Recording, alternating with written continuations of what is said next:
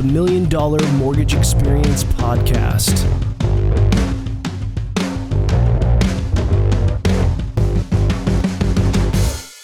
All right, welcome to today's podcast. We're here with Jimmy Langley. He's the founder and managing partner of LDG Commercial Real Estate.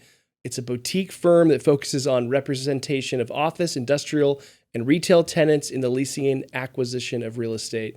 Plus, he has this amazing story, so can't wait you guys to hear. Welcome to the show, Jimmy. Thanks for having me. Cheers. Yeah, cheers. Got some delicious tequila. Helps get the day started. Yeah, absolutely. And I know you own a restaurant called Death by Tequila. Yes, sir.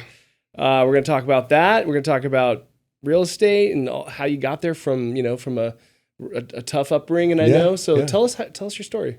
So I've been in San Diego since 2003 in the fall. Came to play baseball at Point Loma Nazarene. Oh, cool. Amazing. What a blessing in my life. I think that's the first recognition of like God playing a role in my life, and just blessed to get to come to San Diego and play at that beautiful field and give me opportunities to play afterwards even. And I grew up in Northern California, a little town called Fort Ross. It was a different childhood than probably a lot of people. I grew up in this little trailer in the woods with my mom, my brother, and my stepdad, Albert, came into my life, and amazing guy. And it was just different. We grew up, wouldn't have running water at times. You wouldn't have electricity a lot of the time in the winter. And there's like holes in your floorboard where raccoons would crawl into your house. You're in the woods in the middle of nowhere. Wow. So we just grew up very humble. I think my brother and I were looking. My mom's best year when we were kids, she made $16,000 in the year. And she worked 2 jobs. She managed a hotel, cleaned rooms, and waited tables. And we worked, since we were like 12 years old, 13 years old, to pay rent and help and kind of contribute and be self-sustaining. Like what kind of jobs did you do?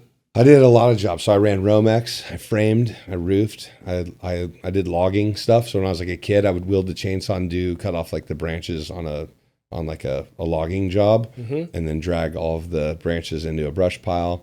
The bigger guys would cut the rounds. I would load rounds into the truck, and then you'd split those rounds on a splitter. Wow. And then stack cords, sell cords of wood. I did, the best part was I started washing dishes when I was like 13, 14. And that was like the easier job to do. Right. And I eventually like working your way up to cooking. And then when I moved into Santa Rosa, then I worked front of the house in the restaurant space. And that's kind of what got the restaurant juices flowing. From working doing the dishes to all the way to owning restaurants. Yeah. It's kind of that's cool. Yeah, it's the cool American story. Dream kind of, I guess, if you will. Yeah. That's cool. Yeah. So I was a very lucky guy, and getting to Point Loma was the best. Ended up getting into commercial real estate out of Point Loma, doing retail, and that led to doing office, and then built our own firm in 2008. And do all kinds of things. So do investments and represent a lot of different businesses throughout San Diego. So it's fun. Been a wild ride. Oh yeah, you've seen some cycles. With the interest rates and kind of what we're going through right now. Crazy time. Yeah, commercials. I think it's worse than 08 in my opinion. Yeah, it's an gnarly time. 08 was interesting it was really bad for residential because of the inventory and all that. But like commercial was bad. Obviously, there was a crisis. But yeah, I mean, with the interest rates as high as they are, right now it's just crushing commercial. Yeah, there's really, and then it's going to take a little while to catch up. But on anything, it could be retail, industrial, especially multifamily development, any of those construction loans, right? That you had, and then trying to pencil out that refinance after your construction is done, pay off your investors. Yep. Yeah, it's tough. Really, really tough. And then the office market obviously has taken a major hit. Pandemic completely changed the way that the scope of office space is used, how it's used. So I'm really curious to see kind of what happens in that sector. I do think that comes back. I think some people miss it, some people don't, but I think the collaboration is so important. Yeah. And the people that are crushing it right now in business are kind of back to like full offices. Yeah. And realizing that they need to have that camaraderie, the all that. So, I mean, I just think people in the office, like and just what that does for your company and why you work there, Right. and the energy behind that company. I think The culture. yeah, like it's where you spend most of your time, right? And so eventually owners of companies are going to look at productivity, and if the people who aren't coming into the office aren't as productive as ones that are in, Right. you know, I don't know. And so I there's a fine balance, and I'm sure that there's a way for it to work, but I don't know. Certain jobs are like fine, and you kind of want them to be quiet and like keep it Yeah. kind of isolated. But I mean, there's something about walking up and looking someone in the eye, and then there's an energy that's released. I mean, if computers can't transfer that, Yeah. you know, it's. I miss the days of like, you know, here at FundLoans, we're rebuilding the office culture and, you know, having to get everyone in, you know, back in the office and stuff. It's like going to lunch too, you know, at the spot near all the offices and running into your friends and just that energy, right? That's That how I think relationships breathes are made. life. That's right. And that's got to come back. Like I don't see that just disappearing forever. Right. But so tell us about your company, LDG. yeah, Commercial. LDG. So Langley, Dixon, Jeenan. So Scott Dixon, Barrett Jeenan. We are a boutique, and honestly, we really just try and work with our friends. Like we're at a point in our careers where, you know, we don't go put the big presentation together to go pitch a firm to, you know, have a chance of doing that. It's right. We're more want to choose our time wisely and efficiently and work with people that we trust, that we know that we're not going to be wasting our time on, that we know that we can help, and that are in a position for us to help them. We also do our own investments. So we look at buying office, industrial, retail, property. Mm-hmm. We put deals together. We'll syndicate deals. We'll you know, co-GP deals. We'll do promote opportunities through syndications. So we're just a boutique real estate firm that works on all kinds of things commercial. That's cool. Yeah. And then part of that group, does that own some restaurants, or is that a whole different Nope. deal? So then I have my own investment fund, really with all, like a lot of my friends. And I've been I'm predominantly the main investor for it. Just partnered with Cypress Ascendant, and really focused on Death by Tequila. I've owned and built over 18 restaurants in San Diego now, or been a part of, building over 18 restaurants in San Diego. And I've watched it, swing up. I got to be involved with Breakfast Republic in the early days. Mm-hmm. I was involved with Social Syndicate in their early days. And then built, my own group, in 2018, which is like a terrible time to build your own restaurant group. I was on the downturn. And so we fought through it though. And I like to think that we're at like the bottom or close to the bottom of what I think is a really tough downturn in our economy right now. But really like the Death by Tequila brand that we're doing. We have Leap Coffee. A new restaurant opening up, right? Yeah, so we have a project in North Park on 30th and University. I think that's arguably the best corner, a top 5 corner in San Diego County. Very excited to put Death by Tequila there and just see what it can do. And I think that location will put us on the map for what could be. And I think if that goes well, I do see an opportunity to open a lot of Death by Tequilas throughout the country. And so that's what we're hoping kind of for. eyeballing another city? Absolutely. We're looking in Las Vegas, Scottsdale, looking in Dallas, San Antonio, Austin, looking in Denver. But we've got to have Nashville. Looking in Nashville. Absolutely. Yep. I love Nashville, and I think the food scene could be so much better there. And it's gotten a lot better. I lived there from 2010 to 2013, and it was not good. Yeah. And then I've been back a bunch of times, and last time I was there, it was a lot better. I'd say the same. But they still need some good Mexican food. Yeah. Death by Tequila would be amazing there. I think it would do very well there. Yeah. It would be fun to have like a place that had Latin music. Like it would Totally. crush. Like it would just like, oh my gosh, a different option. That'd be just fun. like honky tonk. Yeah. Doesn't have to all be the same all the time. We can mix it Honky up. tonk and rock, Kid Rock's place is crazy, goes off. Oh, it's so crazy. But having some Latin music and be cool. Yeah, the restaurants are a sickness, man. I tell you what, like it takes a very special breed to endure restaurants. Someone asked me the other day, hey, I'm thinking about doing a restaurant deal. Yeah. What do you think? And the answer is always absolutely run for the hills. Don't do it. You have to be a special breed to do that, right? 100%. And even I'm not that special breed. I think at times, I know what's going on, but it'll challenge you. Even the best, like David Cohen will tell you, he gets surprised, Oh, I'm sure. It's crazy. And we all love restaurants. We love the new ones. We love going. I love going to the same one over and over too, because it's like when you know what you like, you just keep going back, and you meet people and you become friends, and it's like, you want to be a regular, and it should work. But like I know so many people that have said that same thing. They're like, if you want to lose money, invest in a restaurant. Well, and it's people, like the pandemic shook up that industry because, people who we call them lifers, right? Like people who like, hey, I love the flexibility of this job. I don't mind. I like working, having my day. Yeah. I can go surfing. I can go to the beach. I can do whatever I want. And I work my shift. I'm home by 10. Right. My kids are out of the house, or, they're in high school.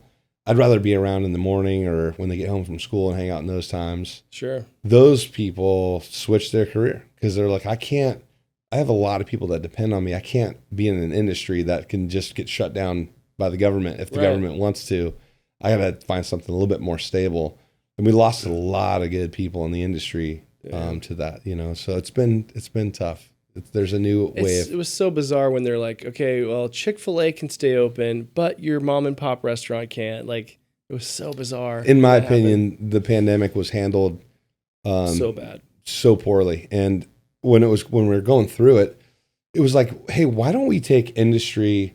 Like, why don't we, if we look at our EINs and there's 1,000 industries, why don't we build a committee, 1,000 committees that report, that are experts in their field, that put a plan together, that go, okay, how can we stay open and be safe and do these things? And I get it. Like, it was scary at that time. Like, we didn't know. But it was also scary having people call you like, I have to work. I depend on this job. Like, my livelihood depends on this job. And what we're going to get is not enough. And, and then I'm on the board for Big Brothers Big Sisters, and we're looking at like how many kids aren't going to school or checking in, or they need that discipline to stay focused and stay on the right path because they don't have mentors like a lot of people have. And that was really hard to see. A lot of kids never came back to school. And so it's rough. And I remember I was looking at a podcast I did during the pandemic talking about the ripple effect of the decisions that we were making and how brutal it was going to be. It was like worse than I even thought, So I mean, it was like nothing that any of us had ever been through. Yeah. So to go through it, and I think there was, I watched a lot of opinions during that time, and I remember there was a lot of people really passionate against these lockdown stuff, and then I think they were right. You look hindsight 2020 is like, the numbers weren't any different from like Sweden. I mean, we can go into a whole thing on it, but that was tough, and it was, it's back there now. We're pushing forward, and I'm like, okay, how can we learn from that? And then how can we take these changes that are in our business now? And I was just talking about like streamlining how you pour cocktails or streamlining your food. And it's a scary time out there, man. I'll tell you what, like increasing minimum wage, thinking this is a great win for the people. And in reality, that's just going to eliminate a ton of jobs. And you go eat at a McDonald's that's all digital now. Right. And Chick-fil-A will do the same thing. It's the only way they can do it to justify the costs to make money. And then as a restaurant owner, you have your gas and electric is up, your cost of goods sold is up, your insurance is up, your labor is up. And then landlords are trying to drive rents because they need it to meet their loan demands. Mm-hmm. It's like, look, guys, someone's going to end up giving pretty soon, and it's definitely not going to be the small businesses. They're just going to shut down. And which is a bummer because that's what America was built on. That's right. The backbone of small business. And that's right. We gotta figure that out. We can't let that happen to this country, right? Well, I think the thing that scares me the most right now is like I almost feel like the mentality is, hey, let's just drive this whole thing to the ground, completely blow it up, crash everything like to the nth degree, and then we'll rebuild. And when we rebuild, we'll rebuild better. Yeah. And you're like, I don't know if there's a lot of people we're sacrificing to do that. There's a lot of. Are we going to rebuild better with AI and with robots, or how are we going to build that? There's a lot of working class people that would probably not like that very much. Yeah. In that scenario, the elite and the ultra wealthy that don't rely on small business anymore will be fine, but the working class and the small business will be crushed, decimated. Yeah. Yeah. And our country is built on that, right? So yeah, I'm scared. Like it's definitely a thing that I'm like, man, how do you invest in California right now? Like it's You have to bring Chi into California a bunch to like make sure they clean it all up first. Have you seen that? I was watching the memes President right Chi. now. San Diego's like requesting Chi to visit San Diego so they can clean it up. Yeah. Yeah, dude. It's wild. It's We're in a wild time. It's a wild time. I think it'll be this will go back, I think, as just one of the worst. I mean, it has to be like the worst presidency we'll see. I think the worst leadership we'll see in our state. You know, I think anyone can see that the popularity is down. So for sure. And there's not a lot of great options out there either, man. It's like, I don't know why, but can we find a president that brings our country together? Yeah. Because that doesn't divide it. No matter how great policies and everything is, keeping your country together is part of the job. Yeah. And that has to become a focal point in the next presidency where, hey, we're going to do these things, but how do we bring people together? How do we look at problems, get information from both sides, and come up with a creative solution? There's got to be someone sane out there. There's got to be someone that thinks that way. I can't be, we can't be the only, and everyone you talk to is like, yeah, that's yes. That thing that you just said sounds amazing. I'm like, I think most of us are on the same page. We can, maybe afford to buy a house, and we can have a job, and we can have time for our family, and have maybe a little break here and there, and have a little tequila every once in a while. You know, like if you're a young person in your 20s grinding right now, and you're like saving, and you get through the end of the year, and you're like, man, I saved 10 grand. You're like, man, that's phenomenal. Yeah. 10 more years, you still can't buy a house with your 100 grand savings. And even if you scale it up and you get to 150 grand. Yeah. And then the cost, still can't. Then the dollar dilution is just. Yeah. And then you bought it, great. Now to own it, can you sustain that? Right. It's daunting and a little depressing. Yeah. It's tough. Tough times, man. Yeah. But it's not all depressing out there. You were talking earlier about, so the office sector is tough because there's not but we think people are going to start coming back, so that could change things there. Yeah, there's some stuff going on. I think big companies in our county right now are going to the county and city and going, hey, can I get a new tax assessment? Because the baseline of where I bought my property at and where it's at today is so high, I couldn't even lease space to cover my costs right now. In downtown, people are doing Irvine Company and even the boutique owners, they're doing deals that are break even, and they don't break even until year 5, right? They don't even break even. They don't even hit that break even until year 5. Right. So you're taking this chance on a business that you hope stays alive for 5 years so you can break even at the end of their term. They're doing those types of deals.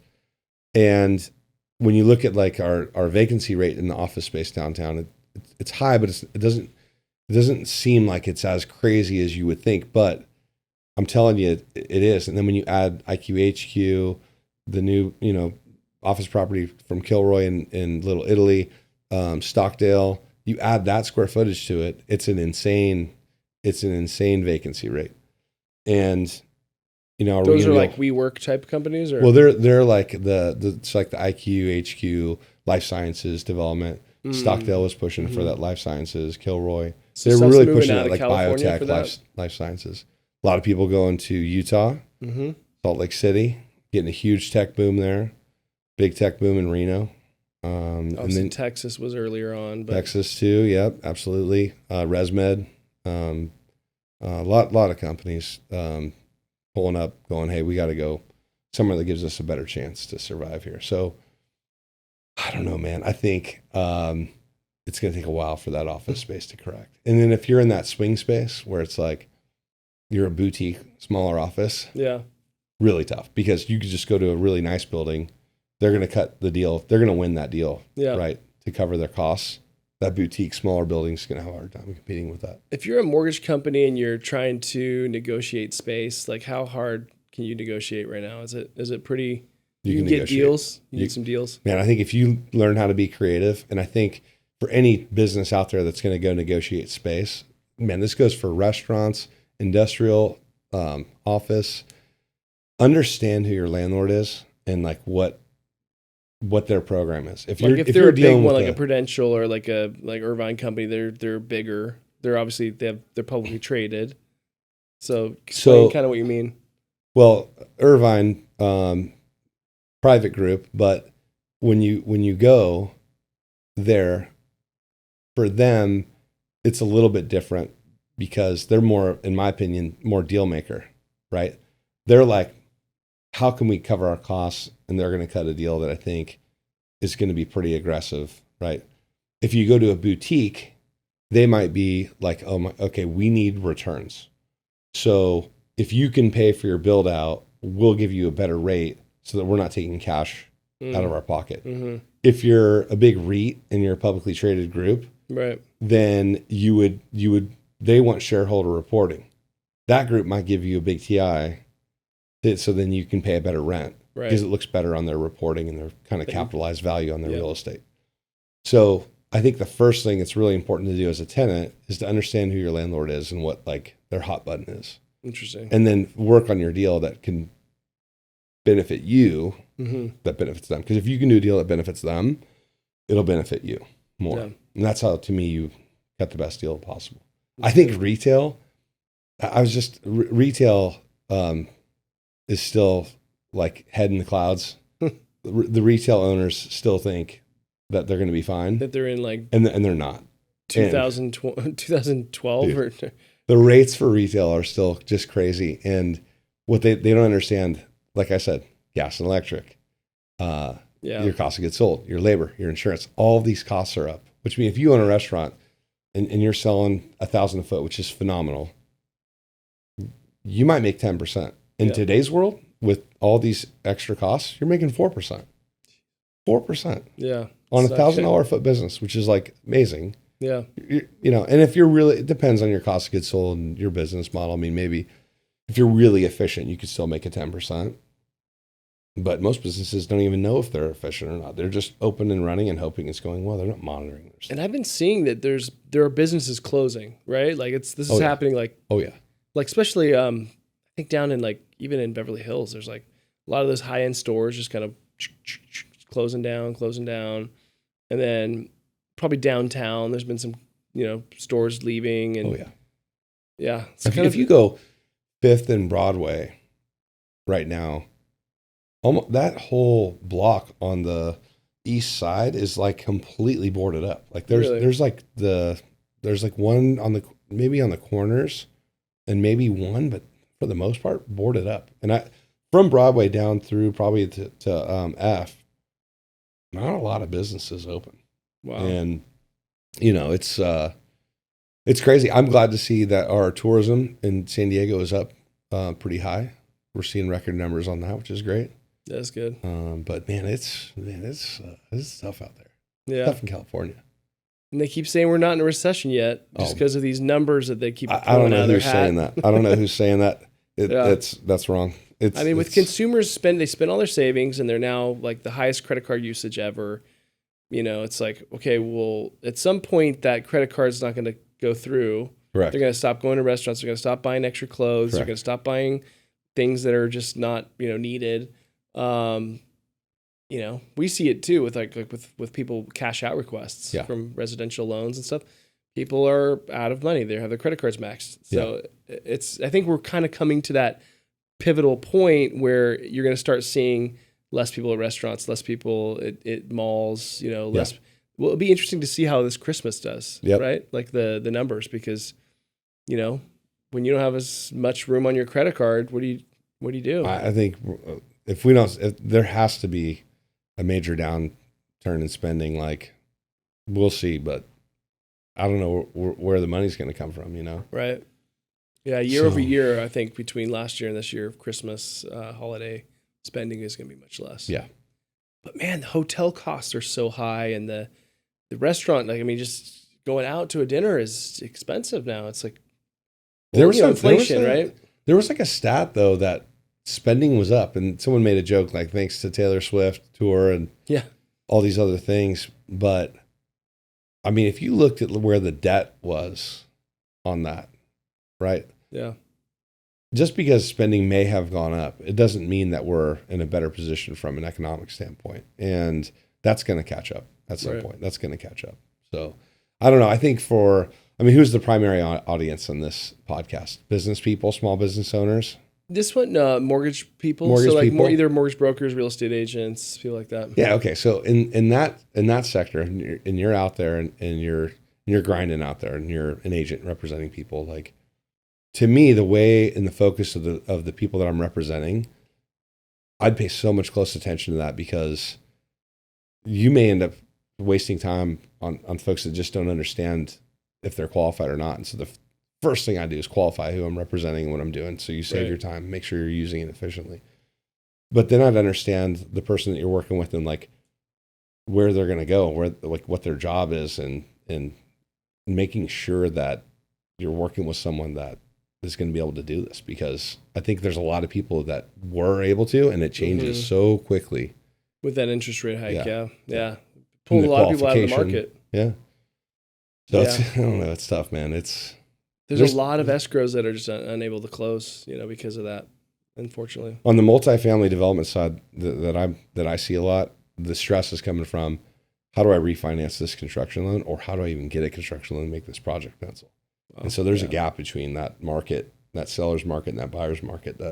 So are rents coming down a little bit or going up? I mean, I'm sure different markets are different, but I'm seeing rents going up, or they've gone up, and they're holding pretty good in the multifamily side, and the office side down, and on retail they've gone up and they're holding right now. So in Nashville, the retail has to go down. In Nashville, I have a rental property, and it's a condo, and there was like 2 or 3 condo new construction buildings that just went on the market.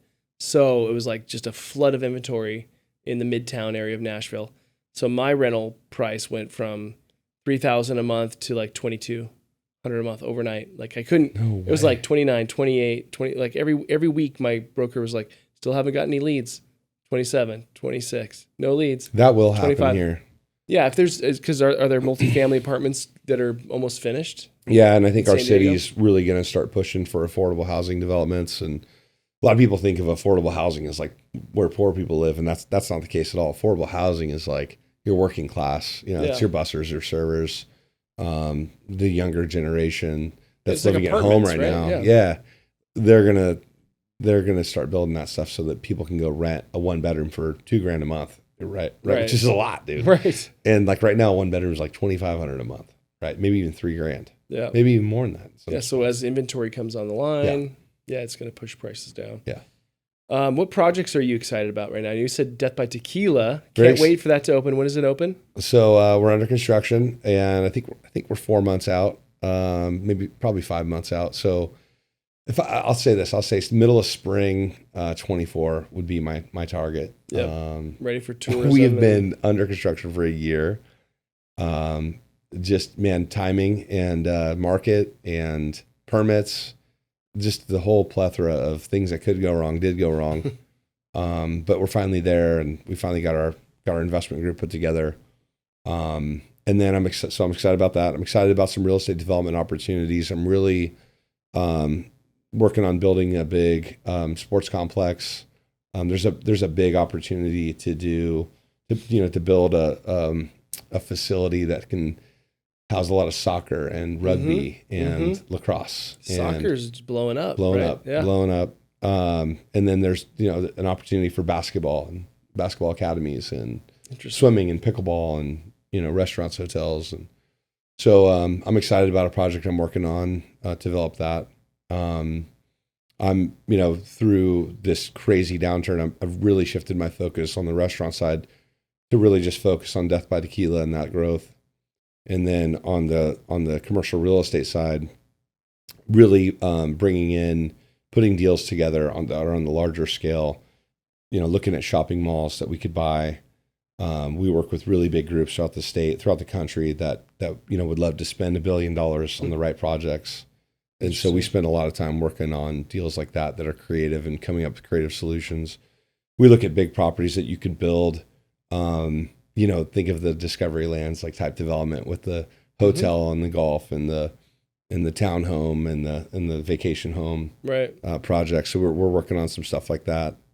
And that's really, and then Resident Brewing Company, I'm one of the founding partners of that. Really excited about the beer industry. Were you in San Diego? You better be. It is, man, and it's kind of died down, right? Like the White Claw and the Truly craze came, popped up, and I think it's going. I think you're seeing a big tequila, that like ranch water thing coming. But I think there's a good opportunity in the beer. I'm not as involved anymore. We have a new president, Marty, who runs it and just does a great job, along with Scott Dixon and my partner, Robert Masterson. But Marty's really just taking that helm and letting him do his thing, and I'm excited about what he's got cooking for residents. So, hands and stuff. It's amazing how many different cans you see now, and you go to the grocery store, you're like, wow, like there's just every kind of cocktail, every kind of drink.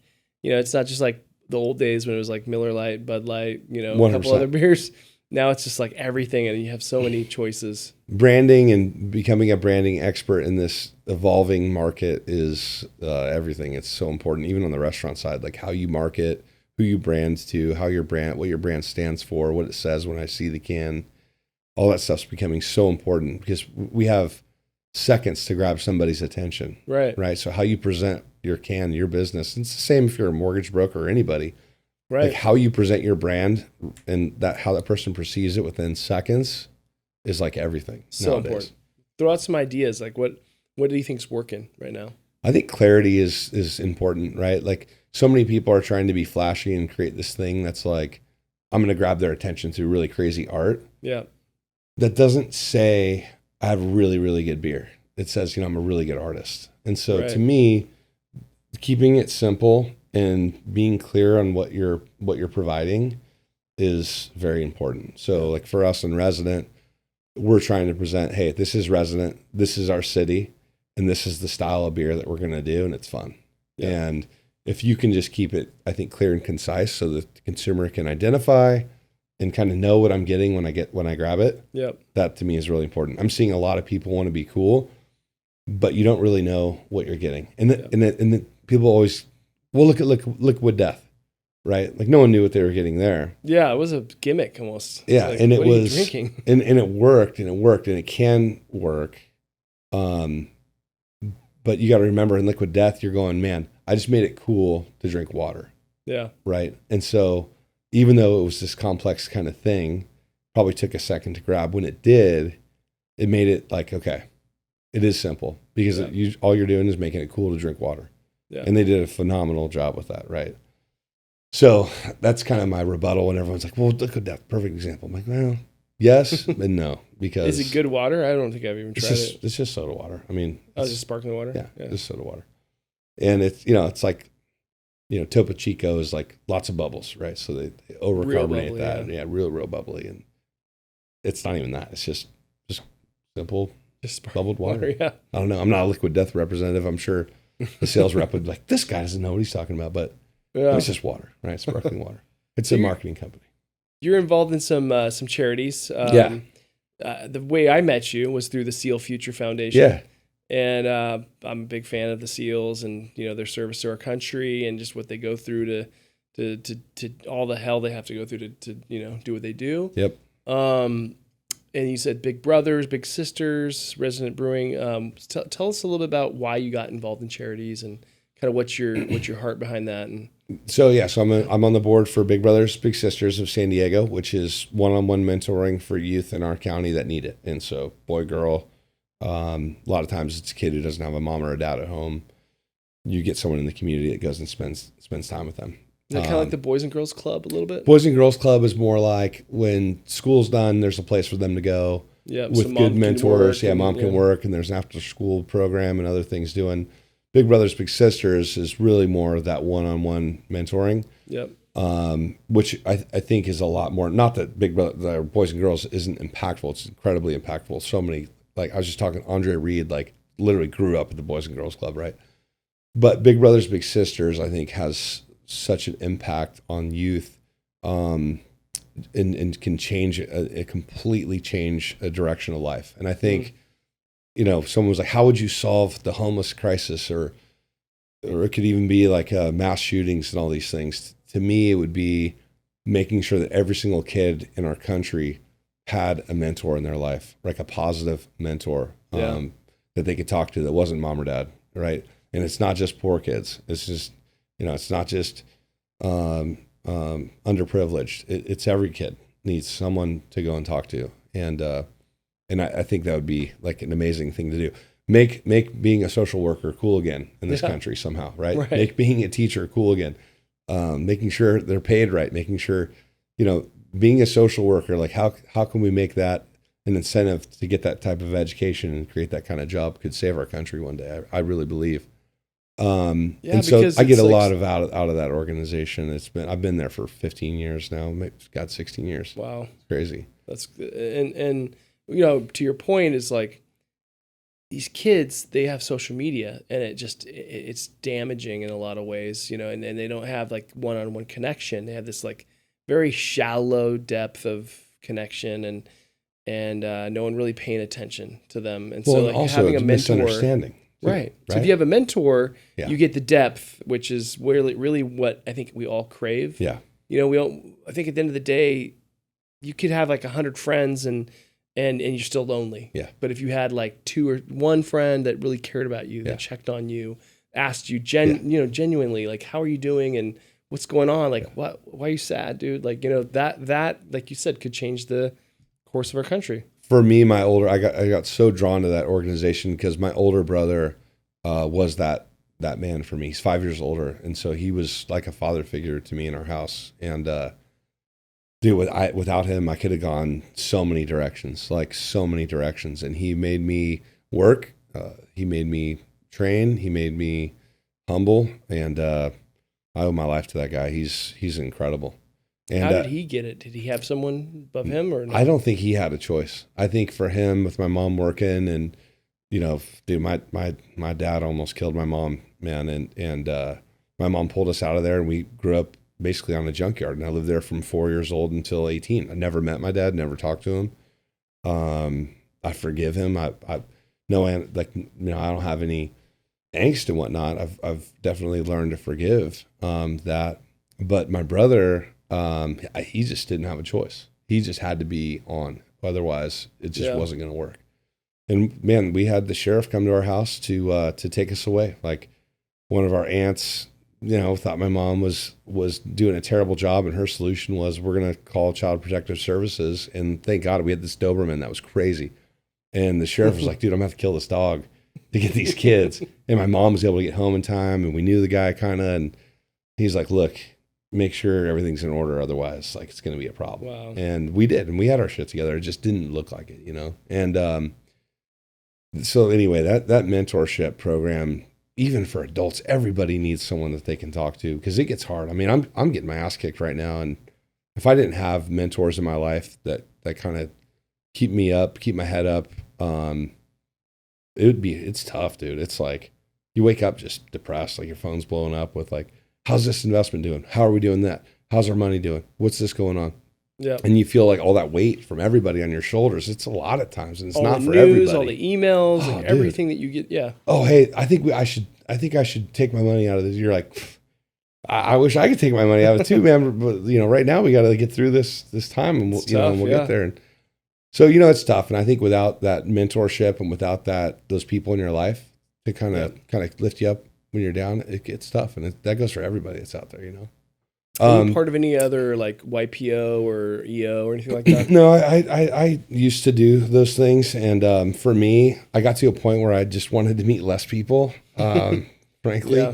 And, you get to a point where you only have so much time for the people in your life. And you just want to give what you can to the ones that are around you. And now at this point in my life, I try and just keep my circle close. And, and like it's fun to go out there and network and do all those things, but you kind of realize like how much people just want to suck energy out of you, and it's okay. That's part of life, right? Right. But you got to be careful with your time and who you surround yourself with, and if you want to do great things, and that's hard for me. It's been hard because there's people that I love that I don't see. It doesn't mean that they're not important or anything. It just means that, hey, for where I'm at in my life and where I'm going, I got to focus on who I spend my time with right now. Yeah.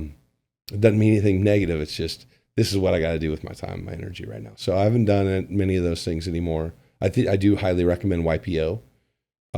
Everyone that I deal with that's in that has that mentorship, has that brotherhood of people that get it. They get how the struggle is and how hard owning a business is. Yeah. It's not lonely. It's lonely at the top of your circle. It's lonely at the top for sure. It gets tough. So it's good to have people around that understand that. How did you get involved in SEAL? I was going to say, working with the Navy SEALs has been very incredible for me and rewarding. I played in a golf tournament 12 years ago, their first one ever. I bought a round of golf with Clay Hensley, and he ended up getting traded. And so I wasn't able to do the round of golf or whatever. And Johnny Wilson, who actually just ran 250 miles with a full kit on. Jeez. It's a lot of miles. To raise money and awareness, mental health for veterans. And he did with Eddie Quinn and Aaron Kendall, I believe, and all Navy SEALs. And when I met with them, Johnny Wilson came. He gave me the flag, and I was like, "Oh, cool. I appreciate it. That's really nice." And he was, and I didn't say it like that. It was just a really nice gift. Yeah. And he was like, just real quick, on my last deployment, I wore different flags under my chest plate so that if I died, my family could have the flag that was on my body. And he's like, I lived, obviously. And I brought back like 4 flags for people. And this is the last one I had left. And I want you to have it because you've just been so cool. And like, you're this connected guy, but you've been like the coolest. Like, you didn't give us a hard time about your donation thing or not getting this thing. You just were cool. You just wanted to help. And I could tell that the authenticity of your wanting to help was real. Mm-hmm.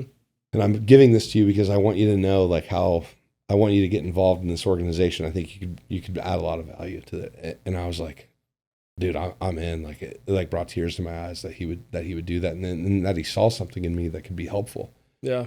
And when I looked at it, it was like, man, I think I could be helpful because I have a good network and I could introduce these guys to helping them get jobs. And then you get involved, and we're spending time with guys. And I remember sitting down with guys like, okay, what do you want to do? And you're talking about like this. And they're like, oh, I want to do real estate. I want to open a brewery. I want to open up my own marketing agency. And they have all these ideas. And you're like, great. Okay, why? And there's no answer why. It's like, I don't know. I'm doing my master's program. It seems like cool and fit my personality and I can do well. And I started to realize like, man, these guys haven't spent any time on themselves, right? Mm. They haven't really dove into like where they want to go in their life. And in my opinion, success is doing what allows you to be who you naturally are. Right. The hard part is finding out who you naturally are. Like, who are you? Yeah, what are you good at? What really? you do naturally well. Yeah, so that you can, so it's not as hard. I struggle with that. I find myself wanting to do all these investments and do all these things because I want to push myself. I want to be great. Right. But I have to remember, to be successful, I got to do what allows me to be me. Right. When I find out, when I look at the things I didn't do well at, I found myself pushing myself outside of what I am and what I'm good at. And it's humbled me to be like, go back to what you're good at and stay locked in on that. Yep. And I had to learn that the hard and the very expensive way. And so when we looked at these guys, we started spending more time when I would meet with guys on what they want to do on their life. How is your life? Where do you want to go? Why do you want to go there? What is going on that makes you want this? But where did it come from? How can you connect? Where do you want to go with where you came from? Yep. And then when you have that path and you spend time on staying on that path, you cut out the nonsense. You cut out the bullshit. Yeah. When you know where you're going, watch yourself cut off shit that don't matter. You move on from it. Right. And it's hard and people get mad at you, whatever, but it doesn't matter. This is your life. They get over it. They get over it. And they just, it's like, I don't know. It's like, I don't know, when someone's coming at you and you're just like, sorry, it's not my thing. And then they're going to go find someone else. And then they probably won't think twice about it. And you worry about what they're thinking, right? Yeah. It's like, no, you got to sometimes focus on you and what, like you said, what you do best and what's going to make you happy. But no one spends time identifying that on themselves, right? And it's a deep dive, dude. It's like Simon Sinek, The Power of Why, or Malcolm Gladwell, like no one's special. What are you going to spend 10,000 hours on? Right. And if it's not something that you're good at and that you like, you're going to find it hard to spend 10,000 hours on it to get great at it, right? So true. And so that's what we've been doing as of late. And it shifted when one of the team guys took his own life. And I just remember Alex Buggy giving a speech at a golf tournament and just broke down like the ultimate man, right? And it just really affected him. And you saw, man, we got to change what our focus is in this organization. And Paul Toma has come in as the president of the organization now. And Kyle Bucket, I met through that, and we became best friends. And all these guys, so many amazing relationships that have come from that. But all these guys, they've never thought about what they're going to be. I asked one guy, like, what did you think you were going to be when you were 80 years old? And he's like, splatter on a wall. Like, I thought I'd be dead, dude. Jeez. That's all they've thought about. And when you talk to like the guys that go into a mission, they just want to die with pride, and they want to die first. Yeah. And that's their mentality. And then they're done, and they go into the civilian world, and it's like guys shaking their hands without making eye contact, or, you know, the respect is gone, and that honor is gone, and that community is gone. And so really connecting with guys on where they want to go so that they can build their community of people that are on that same path that they want to be on. That's been the biggest impact, and it's changed my life, because I'm sitting down going through these things with people, mental exercises, daily journals, all these things that I stopped doing. And I'm like, why am I not doing these same things that I used to do? Right. I haven't made it. I'm still grinding. And so it's been humbling for me to like get back into those daily routines to make yourself great and push yourself to be the best you can be. So those guys remind me to like keep pushing myself too, you know? Yeah. It's something I can't imagine. I remember being at one of the charity events, and the guy was talking about the just such an intense change from being a SEAL, being in active duty, all the way to the swing of like office life, or just like, you know, not having anything. It's like nothing like what you were doing before, and just how different it is. And you know, it's so sad when you hear about service members, you know, taking their own life, and you know, I'm sure with the Navy SEAL Future Foundation, there's ways like you guys help kind of with mental health and how to prevent that, because that's just the worst thing. It's just like it can be prevented, you hope, right? But you just they have an app now that has like all kinds of services for them. They have Joey Fio's kind of head of that medical division. He's the guy that you call when you're having a hard time. And it's great because he'll call and he's so matter of fact, and he's like, been there, you're going to get through this. Yep. And it almost gives this like level of comfort to someone in a situation like that. That's like, man, okay, wow, this guy sounded very like casual about this. Yeah. You know, like, what am I doing?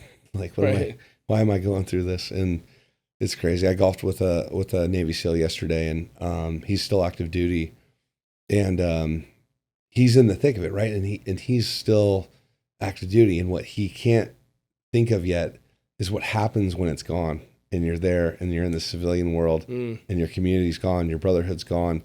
Everyone, the guys that you're texting with every single day are off doing their own thing. You don't text every day, all that stuff.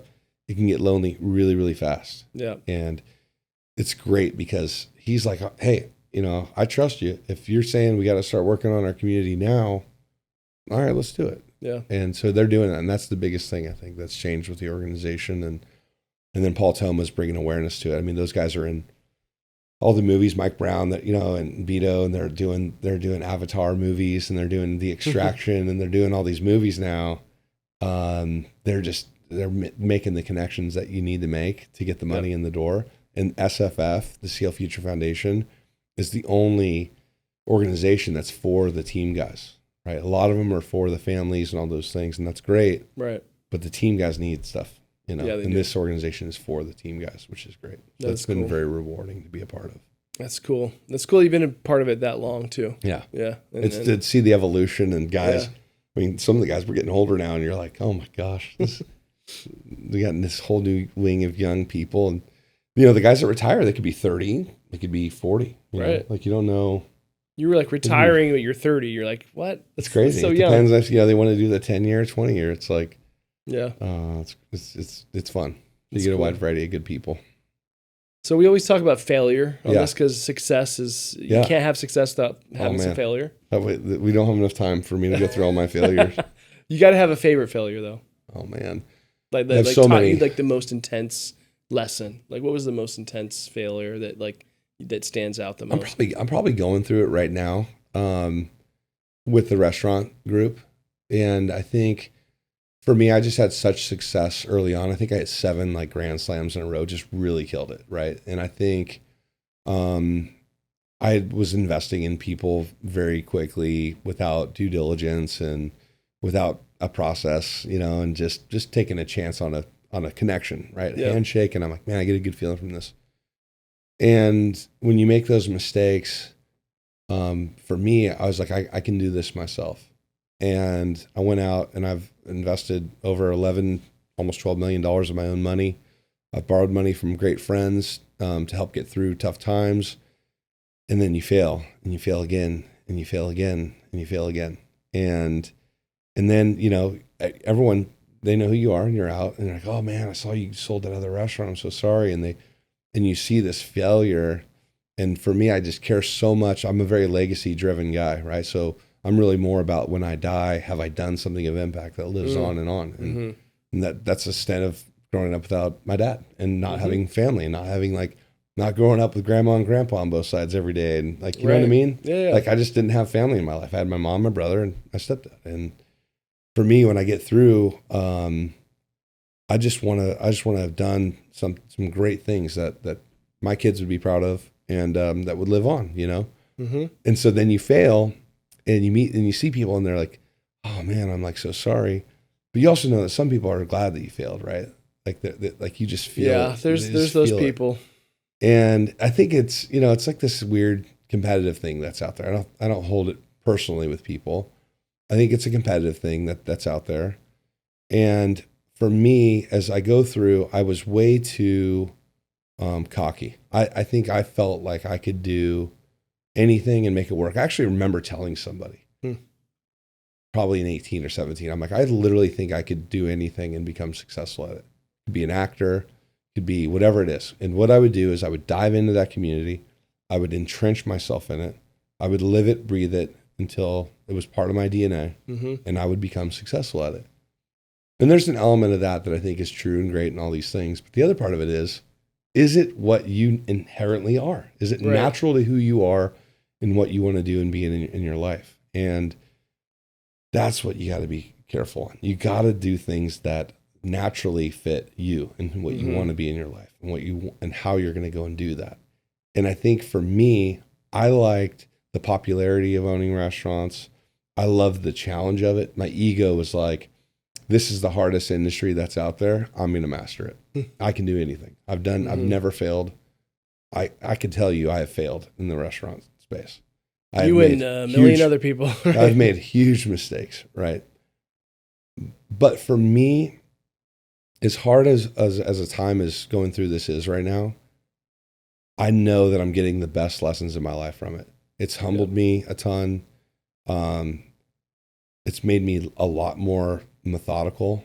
It's made me more diligent. It's made me smarter, right? And so I would say that going through this, as I sit in what is for me the hardest time in my professional life, I'm also the most grateful and I'm the most optimistic I think I've been on where the future and what the future will hold moving forward. So that's key. That's key, man. Yeah, I feel like we'll be okay. It's definitely rough right now though. Yeah, darkest before the dawn. Right, for sure. Yeah, peaks and valleys. Yeah, that's the best part of they've gone through cycles is that it's not going to stay like this forever, right? The tide comes out and it goes back in and goes. Well, in 08, it moves. I went through that, in 08. It was really hard, but I didn't lose a lot of money, right? I just knew it was really hard and I knew it was hard to get deals done, but I didn't lose my life savings. I didn't lose my net worth. Everything. You know what I mean? In 08, I was wiped out, zero. And, for you, going back to that, is there a part of you that's kind of glad that happened in a way? Oh, yeah. Like looking back that was one now, of my favorite failures. It's like, what do you do with that? What do you do? You pick yourself up, you learn. Yeah. You get better, you get sharper, you get, it motivates you. That's the craziest part for me is. And then you learn less and to invest better so that you can't lose it because it's going to happen again. It's just a matter of time. Well, I think back, one of the craziest stories I have was writing a check for $500,000 the day I met someone. Like that's That is fucking just insane to me, dude. Insane. Oh, you mean like in an investment? I did it. I did an investment. You're like, hi, Jimmy, can you invest in my deal? Dude, went through the deal. I knew the deal well. The person knew their deal really well. Yep. Spoke very highly of it. I actually did well on that investment, but it led to me doing terrible. And it was kind of like you got drawn in, you're doing well, and then it was like double, triple, quadruple down, and then fail. And I could have prevented that had I taken my time and really thought about the deal, how I was investing, what's the structure. Yeah, there's things that go into doing that that make it work. And but you had to learn that lesson. I had to learn that lesson to be able to do it next time. Yeah. For me, it's like God kind of making you make those mistakes, knowing you'll only learn if you do it this way. You're not going to learn from getting told. You're just too stubborn. We're all, yeah. I don't know anyone that learns just from someone telling them, right? Like I have teenagers and they have to learn the hard way. Yeah, you're going to tell them, and they're like, I got to learn the hard way. You try. It's definitely a phase of life, and I'm glad to have gone through it, and I'm still going through it, but I know that I'm going to be okay, and I see it now. I see what I got to do. I see how I have to be. I see how I have to look at deals, and I have to be disciplined. And man, I'm grateful for it because I think there's much bigger things coming. Yep. And with this crazy economy that we're in and what's going on, I just left a meeting that was like talking about, okay, how do I place $500 million in the market right now on the real estate side? Man, that's great. That's exciting to be in those types of meetings, you know. Yep. And then another one tomorrow, same size, and then another one next week, bigger. And it's huge. And so I can see it now. I can see that I had to go through this. And when you meet with people and you tell them about all these things, they're like, now you're a guy that someone should want to invest in because if you meet someone and they've never failed, then you don't, you can't. Honestly, can't invest in, if you met me in 16, I would say I hadn't really failed. But at that time, I had made more money every single year from when I started my professional career in 2005 to 2016. I'd made more money every single year. Yep. Crazy. You hadn't failed yet. Hadn't failed. And then the other way, slowly. Yeah, I think that's, I've heard that before where like people say, like they ask that question, like what have you failed at? And if someone's like not, then they don't invest with them. I know. I used to say it with pride too. I've never failed. Never failed. Yeah. There's something about that failure that really makes somebody stronger. I think once you get some of these gray hairs in there too, people start to see like, okay, we got some season in this guy. We got some stuff we can make happen. Have you ever read Hard Times Create Strong Men? No, but I want to. Oh my God, dude. That book will rock your world. And like, you know, it resonates when you've been through failure. Yeah. Because you're like, okay, that's why I'm stronger, you know, and that's why it was so good that I did. And that's why I love those failures, you know, and those things. I'm a big believer in the amor fati. Have you heard of that? Yeah. Yeah. I love that. And I've taught my daughter and my son that from when they're little. And it's like, you got to be able to just go through it and know if there's a reason why, and then take that and make it part of your DNA. Yeah. And so I love amor fati. That's cool. It's a good deal. What's the best and worst thing about being Jimmy Langley? The best thing I think is, what a great question. The greatest thing is the love. I think that's out there. I think, I don't know if you've ever been out with me downtown or something, or even anywhere. It's very rare for me to go somewhere and not know someone. That's cool. So it's fun, and I've built a really good network over the years. So it's a lot of fun to hang out and go around and see people. I haven't done it yet. I can't wait. We got to do that sometime, man. But that's fun to have built a great network to where when you get to go out, man, it's cheers everywhere you go. I think so. That's a lot of fun, and I think a lot of people gravitate towards that.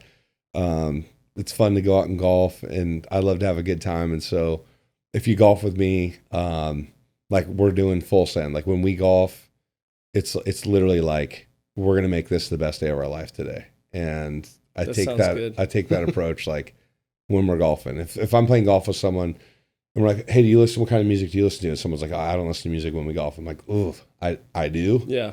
So we're going to have to figure that out because like maybe we split up the group here or Well, something. you're gonna That's now. gonna be a problem. We're definitely gonna listen to music. So Right. and it's funny because that's not normal. But that's usually I'm inviting people. Anyway, I'm very respectful, but we listen to music when we golf.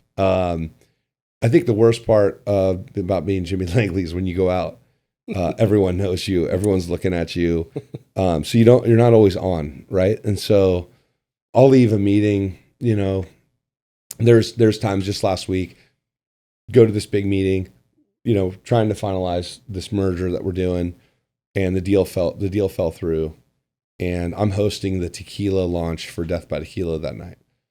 So I just left like an absolute crushing meeting.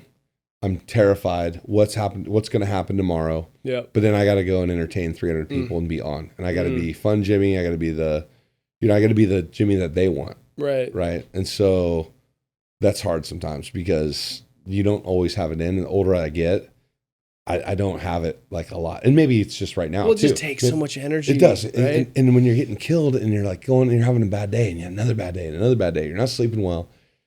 And then you go out and you're going to go to a business meeting. You run into people.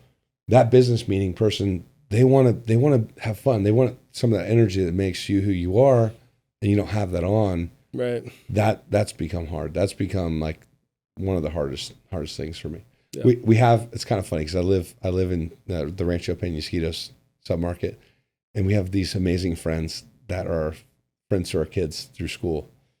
And it's amazing because they don't care who you are. They don't care what you own. They don't care what you're doing. Drive. They don't care that there's a picture of you and Joe Musgrove on the internet, or you and Alex Morgan, or you and Andre Reed. Like, right. They don't care about that at all. They just you're cool. Your kids are cool. Our kids are all friends, and so we hang out and it's fun. And then you have that group, and then you go downtown and you go.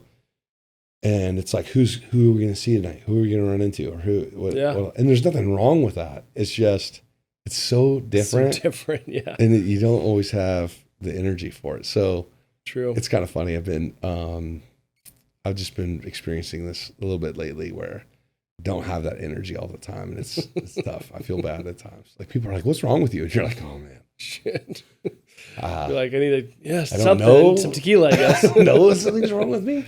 But maybe it's the market. The market's the market's wrong with me. Yeah, it's tough. So I don't know. That's a good question. Let's talk about relationships because you sound like a guy that's built a lot of relationships. I think right when we first talked the first time, we hit it off. Yeah. You're easy guy to make friendship with. I think for mortgage brokers and real estate agents, part of their business is networking, building relationships, not making just transactions, but figuring out a way to have lasting, beneficial, mutually beneficial relationships. What's some advice that you could give on like what works? So number one, for people in sales, there's not that I love sales books and things, but Dale Carnegie. Good old Dale. Dale Carnegie is legit, and Dale Carnegie is legit because Dale Carnegie will teach you how to remember people. There's making friends and influencing people and all that, and that stuff's great. But I think the greatest thing that I learned from the Dale Carnegie training that I did when I was a baby was learning how to really ask questions about people that help you remember them and that are authentic, right? And then as I networked, I would argue I've never met anyone that networked like I did back in the day, and I would go at Christmas time to 7 parties in one night. Jeez. And bounce around and say hi. No wonder you don't have any energy now because you gave it all when you were I gave it all in my 20s. And when I would do those things, I had one rule, which was to never ask someone what they did. And I learned it's kind of like a Dale Carnegie thing, but I really got it through meeting this person who was in DC. And they were like, I hate DC is just all about what do you do and where do you work. Yeah, what do you do? And they're what's like, your job? And I was like, yeah, that sucks. You want to know what like someone who they are and where they're from and all these things. And so it's such a big part of people's lives too, but it's not the most important, right? It's not. And what's great is they are going to tell you. Everyone wants to tell you what they do. You don't need to ask. They're going to tell you what they do. What you need to ask is questions about who they are, right? Where are you from? About? Yeah. What are you passionate about? Favorite teams, hobbies, very simple questions. And while you're asking those real questions, you're going, hey, John, tell me about where you're from or how you're doing these things or What are you doing? Ryan Walsh, what are you doing? Where are you from? How are you doing that? Yep. When you're actually asking those questions and you really care, you're going to remember who they are. Right. And you're going to connect with them. What they do is it's going to come out. Yeah. And as I did that over time, people knew that I really did genuinely care about them. And the business came from those actual real connections that were made and established. That's good. And then the last part I'd say is just be authentic, be vulnerable. Everyone has shit, you know? Yeah. So like you're having a bad day, it's okay to tell people. Yeah. If I don't have the Jimmy energy and we're out, I share it with people. I'm like, dude, lost a huge deal. I'm super bummed right now. I feel like I'm getting killed. Let's do a shot. I'm like scared. And I will be honest and I will share that. And I've learned to not shy away from that. I used to like want to hide that and lie that and bullshit that and let everyone think ego, that, right? And everyone these days feel like they have to have this massive, like, great persona that they put out to the internet and they put out to everyone, and otherwise people are going to criticize. It's like, I don't know what it is, but it's like when you're confident in yourself and who you are, to your point of like, it's okay to be vulnerable, right? 100%. Like it's not something you have to hide, and it actually makes people want to be around you more, makes them like you more, makes them realize you are genuine. You're a person. Everybody has shit. Everybody has anxiety about something that's going on or insecurity or whatever. That it's just part of human DNA. Yep. And it's okay to share that and let someone else know that they can share it with you too. And so those things for me, like just be authentic, be real, be vulnerable, and really get to know someone. Don't just go ask them who they are. Get their card and move on. That's not authentic. That's not going to build anything. Yeah. If you go to a party and you connect with one person, that's better than going there and getting 10 business cards and not connecting with one person at all. Right. Yeah. And that was kind of my MO. That's and over good. time, like it adds up. That person introduces you and you do it. And that's real. It always blows my mind when I go to a party and I start asking questions of somebody and they never once ask one question back. Crazy. I'm like, I asked you 7 questions and you didn't even ask me one question. You probably don't even remember my name. It's like, how does it, like, maybe it's, what is it? It's, to me too, what I look for now is like just eye contact, or like if I'm talking to you and you're on your phone the whole time, which is that's a lot. That happens a lot with the younger generation. Yeah, they'll pull it up and they'll be like trying to still talk, but then I'm out. Yeah. I'll be like, I have no time. And it's funny because people come to me asking me like, hey, can I get some of your time? And you're like, sure. And you're doing that. And then that happens. You're like, this is crazy, dude. Wow. Like, and I'll just move on and walk on. Very polite, but I'm very good at like that type of thing, reading that energy and just going, this isn't someone I feel like spending my time on. They're not serious. Yeah. They're I think it's a crisis of, I don't even know what the right word is, but the society is degrading with that, with social media, with technology, and losing that connection of human to human. Yeah. It's a sad situation. You're making it numb to real connection, and you're creating a superficial connection, and you're looking at Instagram, which is filtered and edited and all these things now too. And it's like, man, I sometimes wish I didn't have Instagram, and it's become just a marketing tool that I feel like you have to put out the things that you're doing and you're sharing and you're doing all the stuff. But my daughter the other day was like, Dad, she's 12. She doesn't have a phone yet. Definitely no social media or other things. She's like, so Dad, when does the cell phone and the social media accounts come? And you're like, dude, hopefully never. Good luck. Like maybe a phone is coming up soon just for logistic purposes. Mm-hmm. Hey, where you at? Mom's picking you up, and that communication with all the sports going on. I could see that happening soon. But the social media component of it, I'm like, I'm gonna fight tooth and nail to keep that out of your realm right now. Yeah. Let's focus on our sports and our work and our things. And I don't know the answer, and I don't know that that's the right answer, but I'm terrified of it. I don't know what to do. And I'm scared of what I see out there and this pressure that's getting put on. We have a mental health crisis in our country. That ain't helping it. And sure, there's a lot of great things that come from that. But when it comes to our kids, man, we got to be careful with that stuff, I think. Yeah. And there's a lot of things that are just grabbing the attention of our kids, and it's not good. Yeah. Whether it's social media, vaping, all the Zen craze. I mean, it's just like Lip pillows? oh my gosh, like and I'll confess something right now because I just feel like I need to. I was in Europe and spent a vacation with my kids, and we were fortunate enough to be able to go to Europe last summer. In Europe, there's still a lot of cigarette smoking. Okay. And people sit for hours talking without a phone at a restaurant after they have a meal. They'll have their wine or whatever, and they'll smoke their cigarette. Fire up a heater. They'll fire up this. Yep. And so I just asked someone for a cigarette when I was at a table, and I was sitting there. My wife got one, and we started smoking. We started talking, and we were just connecting like we'd never connected in like years, right? And so we come back home, and we have a little outdoor fireplace. And I'm just like, why not? Why don't we just light up a cigarette and talk? Because we were, we'd have our favorite shows. We'd watch on the TV. We'd unwind and sit, and kind of like chill. But we wouldn't connect, right? Like you'd just be watching a freaking thing on the wall, right? And you're sitting there. So we would sit and we'd smoke, and we just started talking about all these cool things. And it just completely changed our relationship. And that's kind of amazing. I'm like a kind of a fan of not every day, not all the time. I think that's an acceptable couple nights a week having a couple cigarettes and just connecting and talking and like spending time outside, outdoors, not looking at a TV, and just like maybe you'll develop a little cough or something, but whatever. Like you might live longer because you're connecting with a human. Everyone has vices, and I think to share them in an authentic way that connects you, that creates a human connection to the most important person in your life is a phenomenal thing. I'm not doing a shameless plug for Death by Tequila, but Scalito, the little skeleton character that's on the Death by Tequila, is a representation of the human vices, right? And so, death is a celebrated thing in Hispanic culture. And I was just in Mexico City for Dia de los Muertos, nice. And it was just phenomenal. It's amazing, man. It's amazing.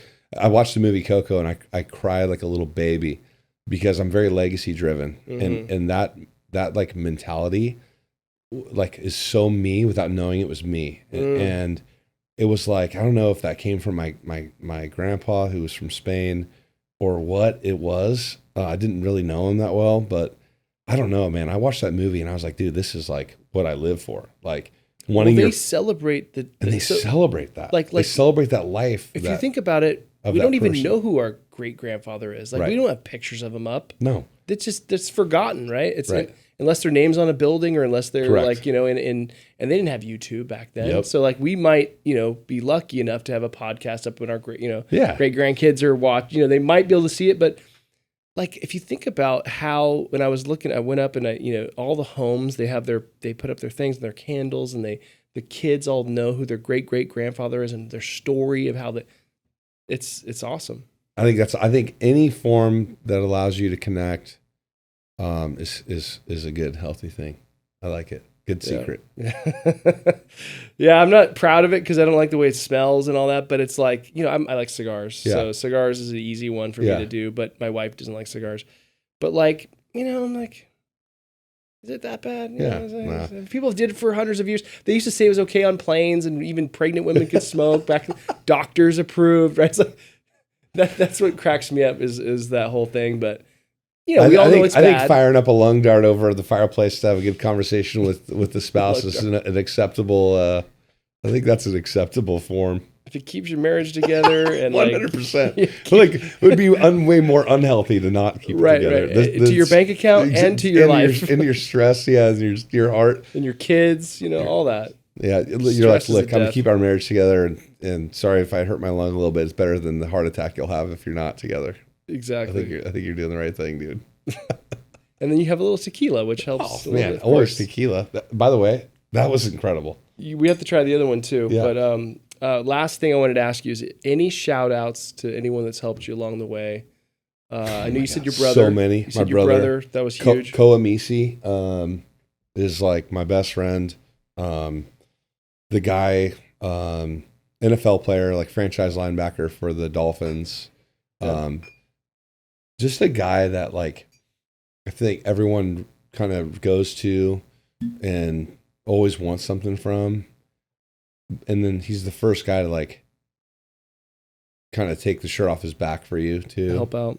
And he does it without question, you know. That's cool. And I've actually never really met anyone quite like him, and it's been awesome to you know, we've been friends now for 6-7 years, and but it's just a guy that I feel like I've known since I was a baby, like that type of relationship.